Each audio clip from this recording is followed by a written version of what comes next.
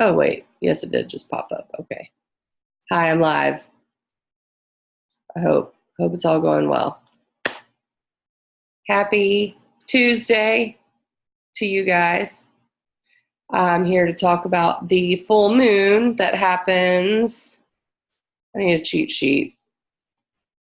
I want to be exact. It's important to me. Full moon, 7:29 a.m. on Thursday is when the full moon in Aquarius happens.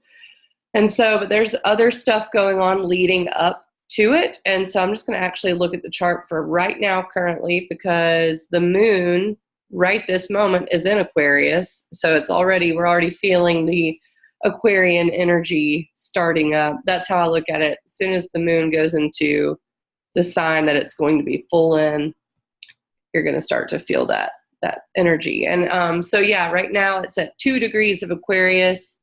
And I'm going to get my pointer out because I enjoy it.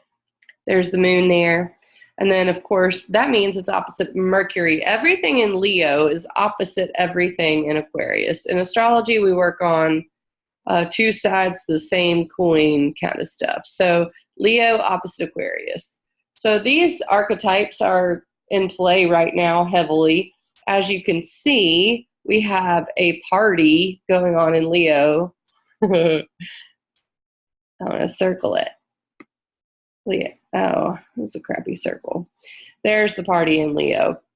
We've got Mercury, Venus, the Sun, Juno, the asteroid of commitment and relationship, and Mars all in Leo. And then now the moon's over there opposing it. And the moon is kind of a force to be reckoned with when it's in opposition, because the moon moves very quickly. So although it can be quick, it's still very present in our consciousness. The moon is what we can see closest to us, brightest, other than the sun, that moves, and you can track time with when cycles are aligned with it. So we have the moon playing heavily in our consciousness. And so when it opposes such a large stellium, you have to pay attention, right? So right now, it is exactly opposite Mercury. Okay, so here's where we start with the archetypes. That just means what these things represent. Leo as an archetype is very much our inner creative fire, our inner child. You probably heard me talk about this during the new moon in Leo. And it has a lot to do with like your inner child and kind of screaming and tugging on your shirt sometimes. You know what I mean? It needs. It's also the archetype of the king and the actor and the stage. You know, Leo needs to be big and bright. It's ruled by the sun. So that's Leo energy. So what is Aquarius energy? That's opposite. Aquarius energy is seeing the big picture. It's you're caring for the community's needs rather than your own selfish, shall I say, needs. Not all Leos are selfish, but it is associated with a more self archetype, whereas Aquarius is about the whole. The only thing about Aquarius is it can be kind of detached a little bit. It's hard to see what's good for the whole if you're a selfish person. So usually people who are humanitarian can be kind of cold and detached from feelings a little bit, in order to see the objective needs of the whole. Aquarius also rules the social outcasts and the pariahs of the world. Also innovators, revolution, all of these things can be associated with Aquarius.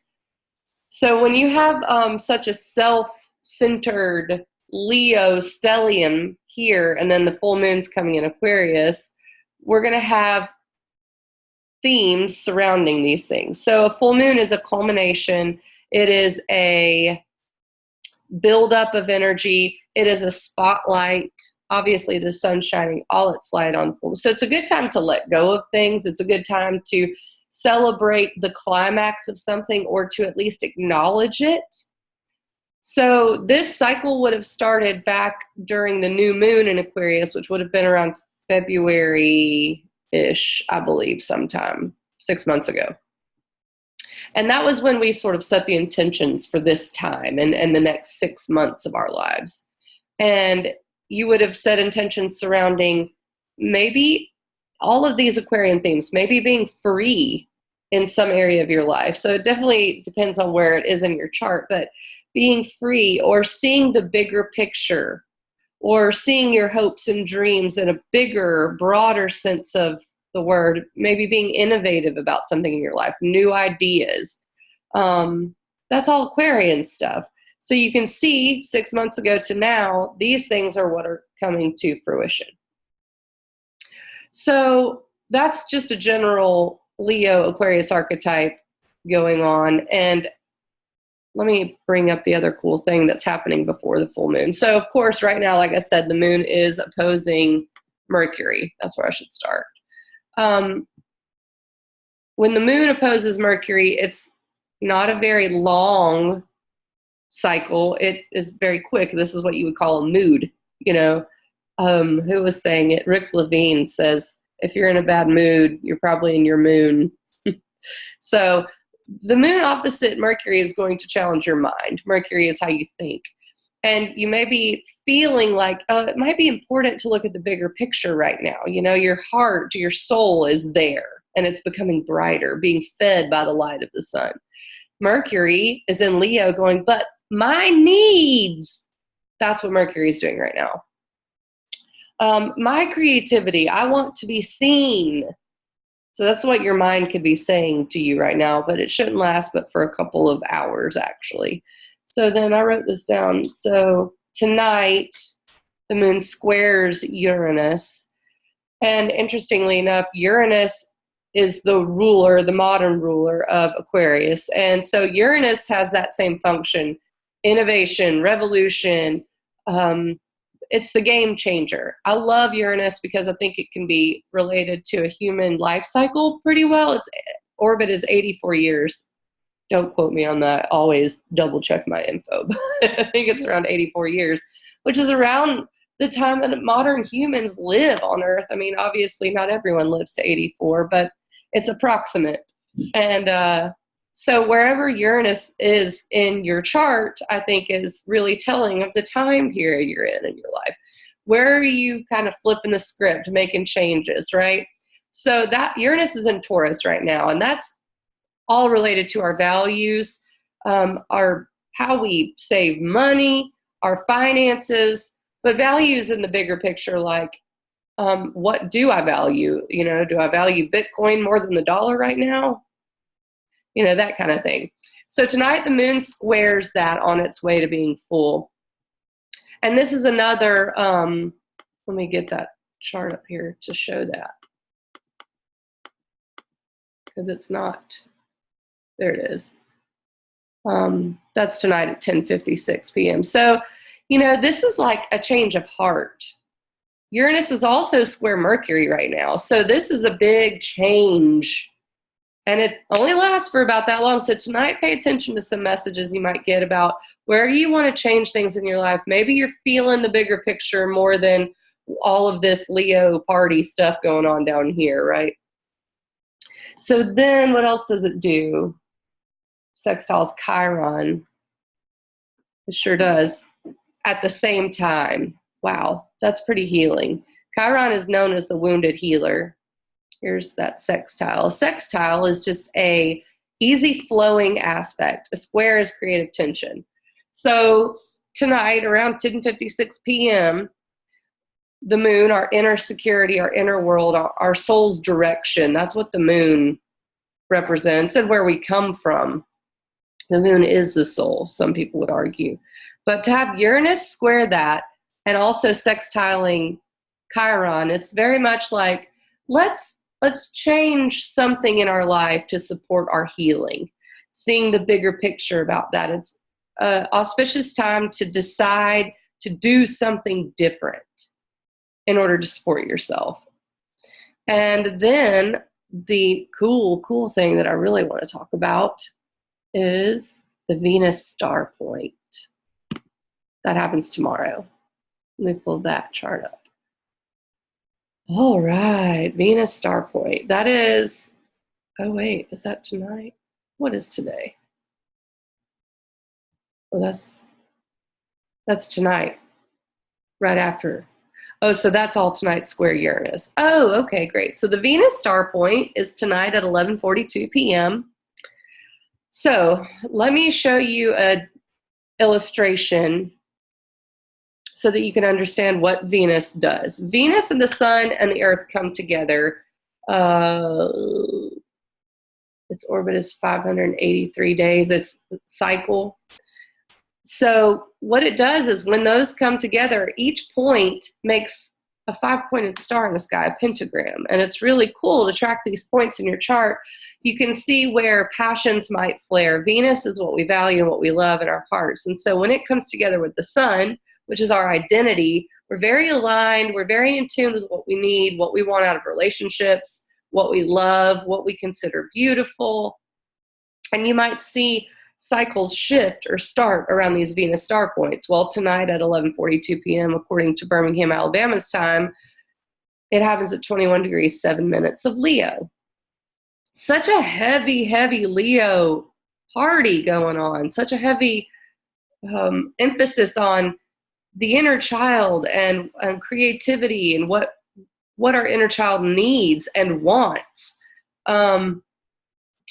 To be opposing pretty much, it's still exact. It's not exact, but Venus moves with the sun for quite a while. It's actually been with the sun for a few days, very close.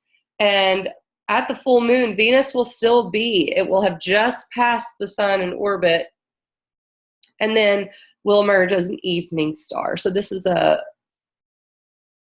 evening star conjunction. There are two different ones. When Venus is retrograde, it is a morning star. So how can I share my screen and show you this cycle so that you can see it? I want you to see what it looks like because it looks very cool. And then what I want you to do is look it up in your own chart because that is possible. And if you need help, I am here to help you. Where'd that picture go? Here we go.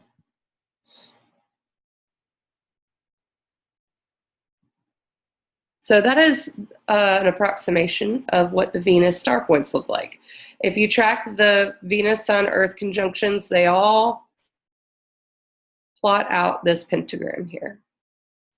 I had something else. It's really worth a quick Google or two to see how this works. So tonight, that's going to be, I need to reshare my, I don't need to share that, I need to share this. Tonight we're having the Venus star point. So this is definitely going to call attention to, because Uranus is square Mercury, Uranus is going to be square the moon during this Venus star point. And Uranus is in Taurus, which is ruled by Venus. All that's jargon to say a change of values or a change of heart, or maybe your inner child speaking a little louder about something that you have ignored for a while. And the moon being opposite all of this can maybe create a little tension, you know, try seeing the bigger picture versus our needs, seeing how we might fit into the community. All of this will be a theme, not only for the Venus star point, but for the full moon as well. What else did I want to say?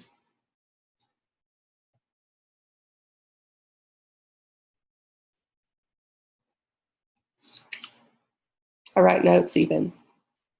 I think that might be it. Another cool thing though that I could bring up here is that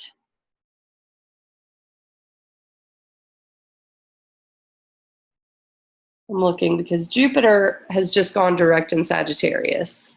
I did a class on that, so I didn't do a video on that. So let me speak to that a little bit. Jupiter went direct in Sagittarius on the 11th.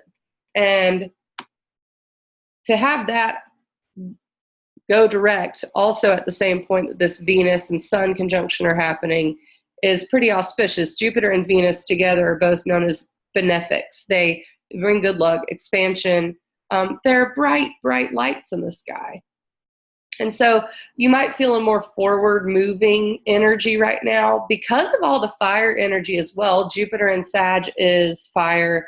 All of this stuff in Leo is fire. This full moon might be a little draining. I'm sort of feeling that already. It's just kind of like all the fires burning out those adrenal glands, you know, like we're getting it going, emotions, even stuff happening on a subconscious level.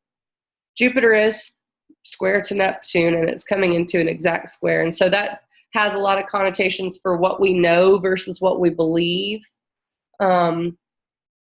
What we know versus our intuitive downloads that we get.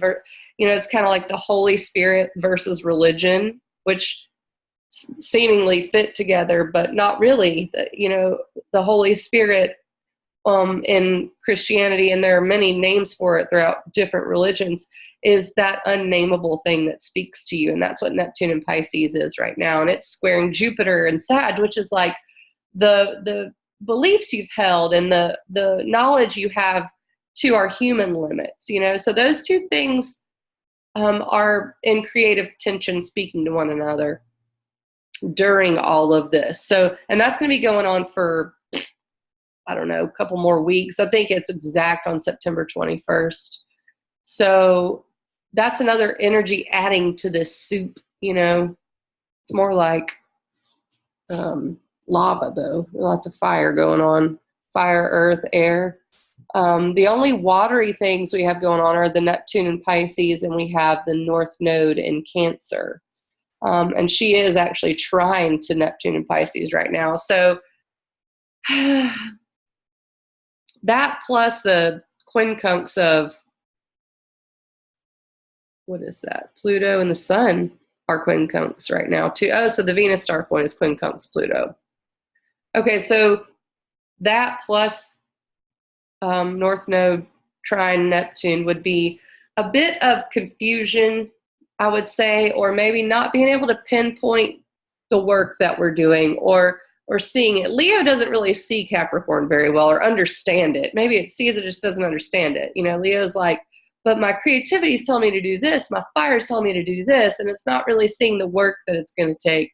But that work is there, waiting. It's just waiting. And in fact, it's waiting for next month, because that's when we're going to have this same planetary lineup almost in Virgo, which is an earth sign, a work sign. So is Capricorn. So over here in Leo, it's pretty auspicious, honestly. It's great that we have the full moon in Aquarius to draw our attention a little bit to the bigger picture and maybe help us detach a little or bring a little light to, hey, it's not just you that's important right now, you know. It is, and it's not at the same time. We couldn't have community without individuals, you know. So this is that axis that we're talking about. Your creativity, your inner child is really important. And it's important because you have to bring that out into the community to make the community go forward. That's this full moon. So what else can I speak to? Anything else? Just be ready for some shakeup. You know, Uranus and Taurus is really challenging our foundation. So is the Pluto-Saturn conjunction in Capricorn. That's going to be exact in January. Uranus will be in Taurus for 7 years. So this is a lot of tilling. It's tilling of the dirt, you know, which is really good to plant seeds. But that's uncomfortable, you know, ripping weeds out is not fun. So some changeable earth, you know, that doesn't like to be changed normally. Taurus is a fixed sign. And it's connected to all of what's going on right now. Taurus squares Leo and it squares Aquarius, you know, so whether or not Uranus is exactly square the moon and the sun doesn't matter. All of these things this month, right here, where's my pointer? Right here, have been square to Uranus this month. So Uranus has touched each one of them and gone, change, change, change. So that's why I'm saying don't be surprised for new messages, especially since it is exactly, well, nearly exactly conjunct Mercury. That will be exact on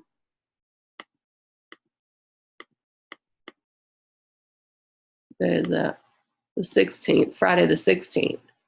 So yeah, this whole rest of the week is pretty active there. So if I could summarize this, which I probably need to, let me say that there's lots of information flying around. Lots of society is being presented to us in a way that we can't ignore or hide from. And we might try by like turning off social media. I've seen a lot of people take breaks, and that's a lot of this Leo. Like, I don't care about what's going on out there. I don't care about it. I want to just get in my own, my own life, my own heart. And that is definitely healthy. But what's unhealthy is to completely disconnect from what's going on outside of yourself. You have to develop your inner creative fire to figure out how to fix these community problems that we've got going on. And that's what this full moon is about. That's what this Venus star point is about. Love yourself to love the world. And Uranus and Taurus is like, hey, our value system is messed up right now. We need to change all of this. And the Saturn-Pluto conjunction, we need to rework our structures, our boundaries, our economic systems, And so it's very important to take this time to feed yourself, to feed your own needs, to feed that Leonian part of you, to express your creativity, but don't forget about the community. Don't forget that it's waiting there for you to make an impact, to change things. If you don't do it, no one else will. I see that little girl, Greta, can't remember her last name, but, she's just wilding out, man. She's like, hey, we need to take care of the earth. And how old is she? That's someone who realizes their place in this world. That's very Aquarian.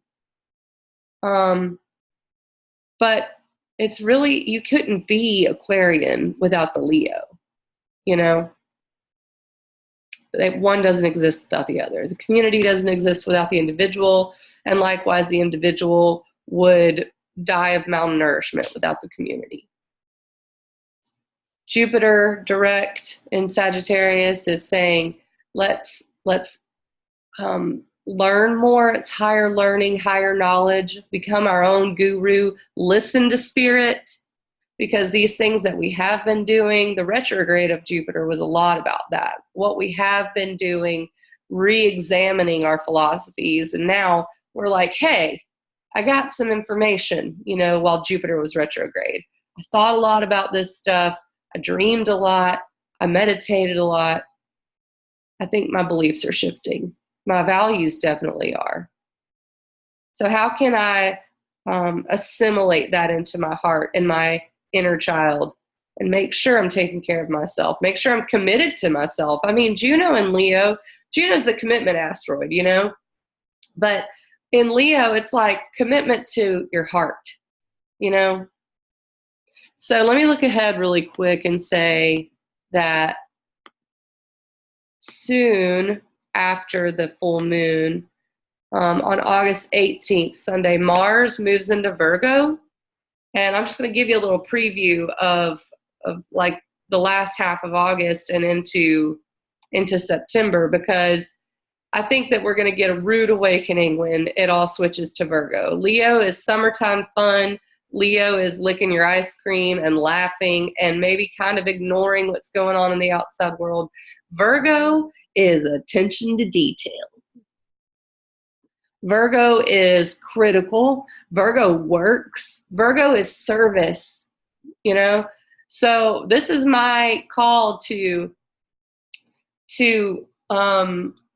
say have fun this weekend before anything moves into Virgo. Not that Virgo can't be fun. Please do not take that way. But when you're talking about transit energy, I don't think that's going to be like necessarily super fun. I mean, unless you find that you like to work or like to get to work or like to sweep up fine dust particles. That's Virgo. It's mutable Earth. And then it will be connected to all of the other Earth energy we've got going on. So it's going to be a time to make adjustments, and a really good time to actually put in the work. If you put in the work starting August 18th and throughout September, it will really benefit you for January. So like if you've been meaning to build something, if you've been meaning to do that, start Sunday, man, and keep it going. It's going to come easier. Mars is our ego and our will. So you're going to have, I have Mars in Virgo natally. So you're going to feel that like, yeah, you know, maybe I can put in the work. Maybe I can do this. And I think that will be great, but it's going to be different than this Leo energy. So enjoy it for the rest of this week. Aquarius is also future looking. It is the bigger picture, like I said. So the full moon in Aquarius can also be fun. You know, Aquarius rules aliens and it rules far out, you know, stuff. Don't be surprised if you shock someone over the full moon with what you feel or say. You know, like this is shocking, kind of getting out of the normal routine energy. And I do think it'll be fun. I also think it could be, could have a little bit of a just tension between wanting to serve your own needs and the needs of others. But if you can bring awareness to it, then you can juggle it a lot easier, in my opinion. Okay, well, I hope I made any sense. I feel like there was more I wanted to say, but of course I didn't get to say it because I've forgotten it. And please contact me if you want to know where all this is happening in your own chart. I do daily readings, and they are really fun. I record them, I send them to you. I have it on this platform here. I can look at you and you can talk to me, and it's a free Zoom meetings, free platform. And we can explore where the Venus star points are in your chart, where the full moon and the new moon is going to be in your chart. What areas of life is this affecting? You know, like for me, Leo is in my second house of finances, and I've had to do a lot of thinking about my finances lately. Well, Aquarius is the needs of my deep relationship. It's the need to integrate with my partner. And so that's where the full moon is happening for me. And so you can know that too. All of these little pie pieces represent areas of life, and it's incredibly informative. It's like a life hack, because who doesn't want a guide to like checking up on your life, right? So yeah, email me ecstaticastrology@gmail.com. I'm working on a class, a beginner's class, especially if you like these updates or any other astrologer's updates, and you're a more visual learner or more interactive learner. That's who I hope to be helping out with these classes. It's going to start out very simple with the basics of astrology, and we're going to build on that. So I will be letting you know about that as well. And please refer me. If you refer, you will get $10 off your reading. So if anyone says, hey, so-and-so told me to come get a reading, you get $10 off a reading. Alrighty, thank you so much. You can look at my website, ecstaticastrology.com.